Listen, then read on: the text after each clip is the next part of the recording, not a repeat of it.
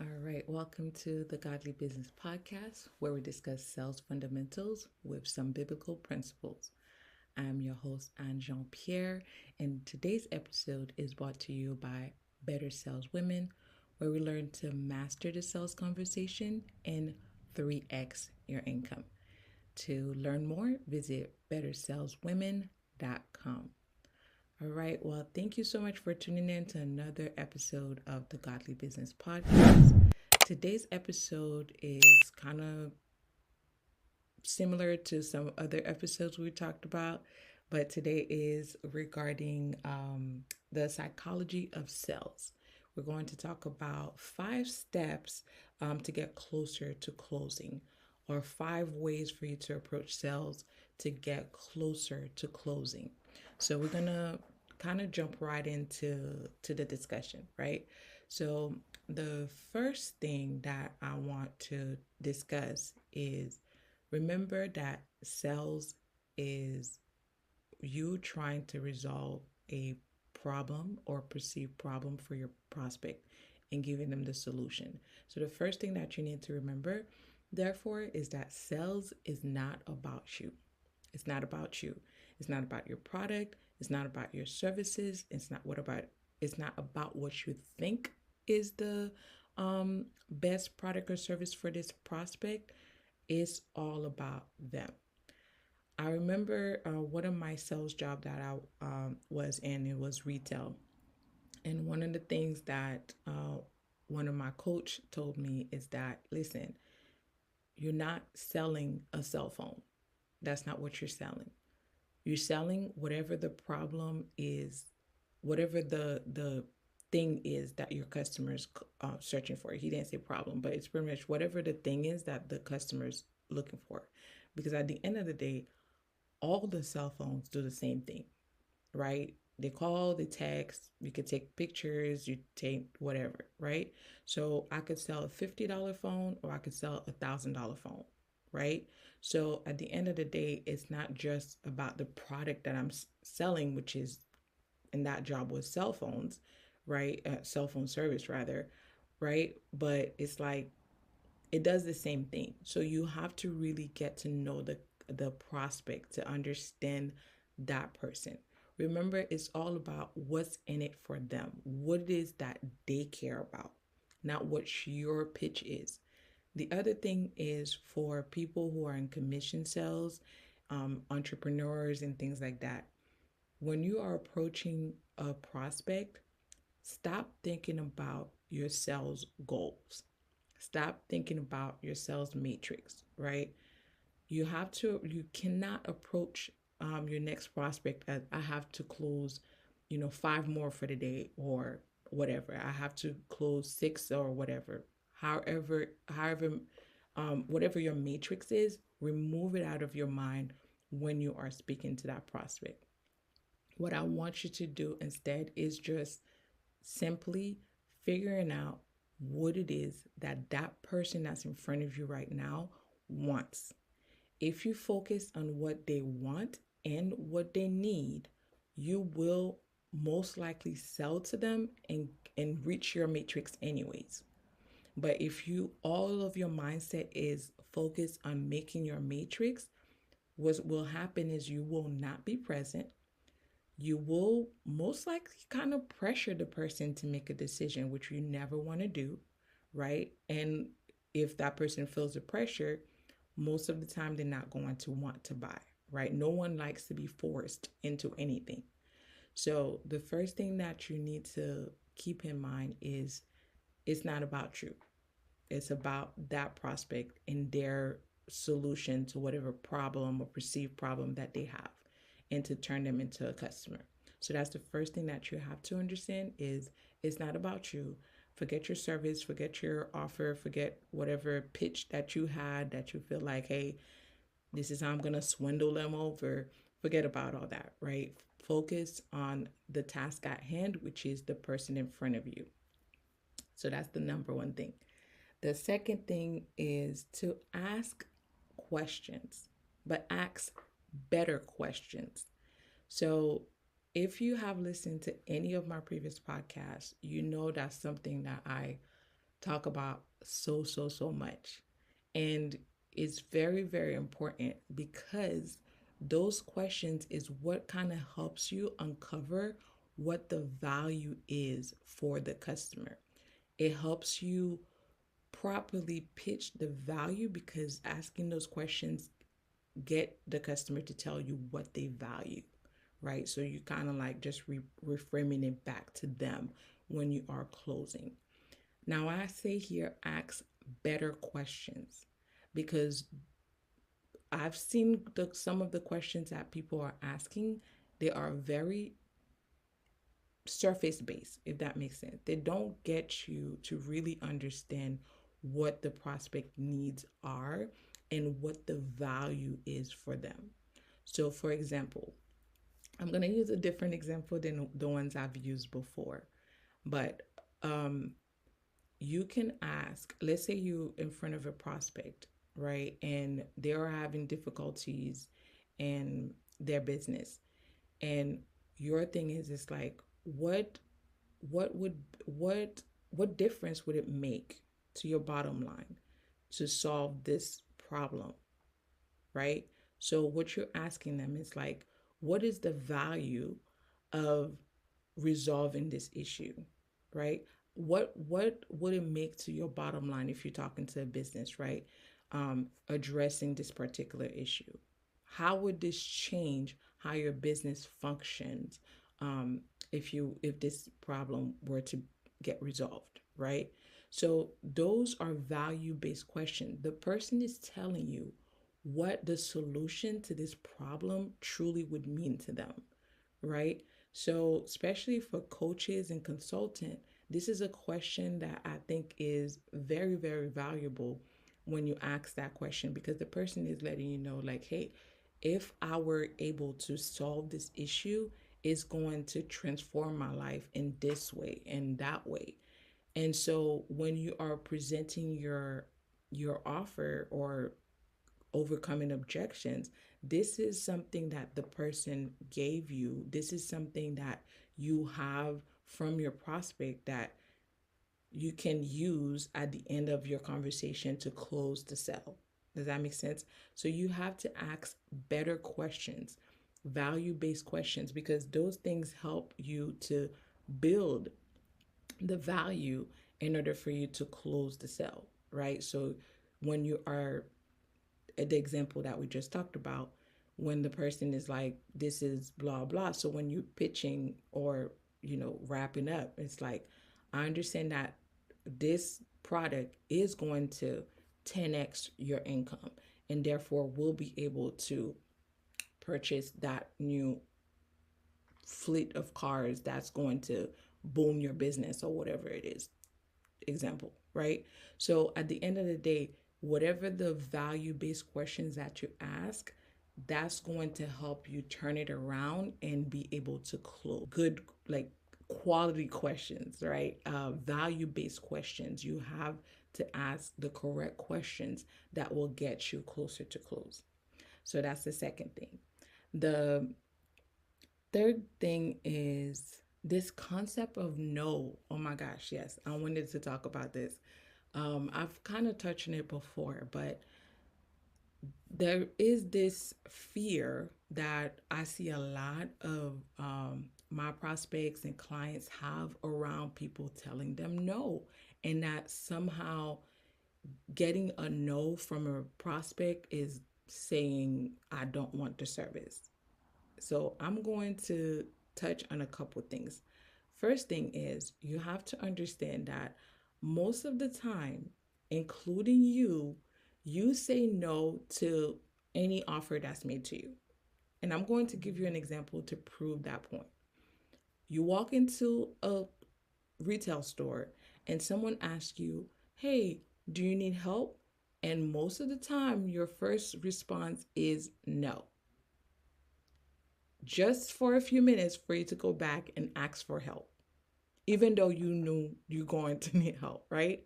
So a lot of time, the first response is a no, and that's completely fine. I would even dare to say that you want them to say no, right? Let them say no. One, because it helps them to feel in control of the conversation, right? Of the decision making process. You want them to say no. The other thing is that I would highly recommend every single person to read this book. I've read it, I don't know how many times, but it's a book on negotiation, and it's called Never Split the Difference. This book I would recommend to anyone, entrepreneurs, um, if you're in sales, if you're not in sales, if you have kids, if you're married. This is a book I feel like everyone should truly, truly read, because it does definitely shift your mind on negotiation. So I would highly, highly recommend it. But one of the things the book talk about is actually getting the person to say no, and doing it in a way that so I'm going to give you an example, right? So let's say you're having a conversation with someone, and um, you want to schedule a time for consultation, right? So you could say something along the lines of, would you be opposed to meeting on Wednesday at 4 o'clock, right? So that question most of the time would get you a no, right? No, I wouldn't be opposed to that, right? No. So I want you to practice phrasing questions to get a no response. Just like kind of what I just did, right? Would you be opposed to meeting on XYZ date and time, right? Or would you be opposed if I bring these samples for you to try out, right? Stuff like that. So I want you to try to reframe your mind around no, and actually practice getting your customer or your prospect to say no. It's going to be a game changer for you, I promise you. And I definitely highly recommend you getting that book to learn more about negotiation, because especially if you're in sales or an entrepreneur, you definitely want to get that book and learn about that those skills, because there's a lot in that book, and it's really, really good, especially if even if you're not in sales, if you're married or have kids or something like that. I really think this book is that great in teaching you a different perspective in sales. But so that's the second thing. But the other thing is with the concept of no, hearing no. I feel like, especially for newer entrepreneurs and newer salespeople, you have to separate the no from a rejection of you. Um, at first, it took me a while to figure out that what people are, the reason why a lot of people are afraid of the red no is they don't just look at it as an objection to the product or service. They look at it as a rejection to themselves, right? And I want you to not look at it that way. It's not a rejection to you, right? Look at no to a product or service that you are offering to someone. Look at it more from the perspective that there's something that they are not sure of, right? There's something that's not clicking. There's something they need more clarification. They're not certain, right? So remember the feeling that you transfer from yourself to your prospect, that confidence that you transfer is certainty, right? The person wants to feel certain and confident that the product or service that you are selling them is going to resolve whatever problem or perceived problem that they have. So therefore, them saying no is them not feeling confident. And I want to put a little asterisk by that, because we're going to talk about something in the next step. But the first thing is, if you know that the person that you're talking to is the right is the right prospect, right? The solution to their problem, like you have the solution to their problem and things like that. So hearing the no is most likely based on the fact that they're not certain. There's something else there that's not clicking. So I want you to not just be like, okay, well, I tried, right? And I remember my first one of my first sales training and like my corporate job was like um you don't hear no until you get at least six no's. And I remember I was just like, what did you say? Like six no's, right? And to me in my mind, I'm like, that's sales pressure, right? That's pressuring someone into no. But it's not at all. It is not at all because people will give you a no without saying no, right? Well, I'm not sure right now. Maybe I need to think about it. Well, technically that's a no, right? But that's just an objection of them saying, they just said, I'm not sure right now, right? So it's like, what is it about? What is it that you're not feeling confident about, right? So getting that answer and being able to really respond to their concern in order for you to close. So that's something that's very important that I want you to make that distinction.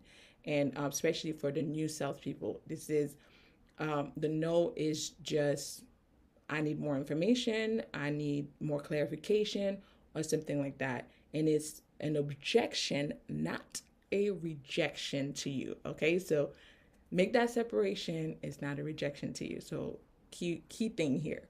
All right, so then the fourth thing, which is kind of related to the no a little bit that we just talked about, is to understand that um, it's okay to say no to a prospect, you guys. It's completely fine to say no to a prospect. I have said no to a lot of people, and the reason is I don't think we're gonna be a good fit, right? Could I potentially charge them and walk them through my process and things like that? Yes. Do I want to work with that person? No. Right? Especially if you're an entrepreneur and you have that capacity and capability to say no. There are certain headache customers. I'm going to say it. You didn't say it. I said it, right? I said it. There are some prospect and customers that you don't want to work with because the headache is just not worth it, right? Especially if the person, I remember talking to my sister, who's an attorney, uh, and that's something I told her. I'm like, is it worth the headache, right? Like, yeah, this is and that, but you can already tell that this person is going to be a problem client, and is it worth the headache?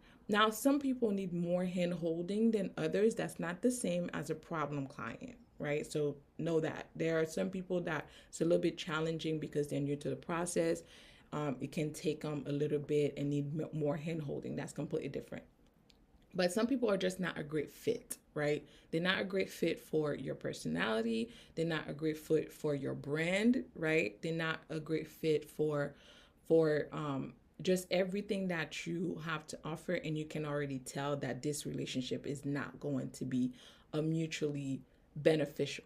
And our key word here is mutually beneficial because it could be very beneficial for the prospect, right?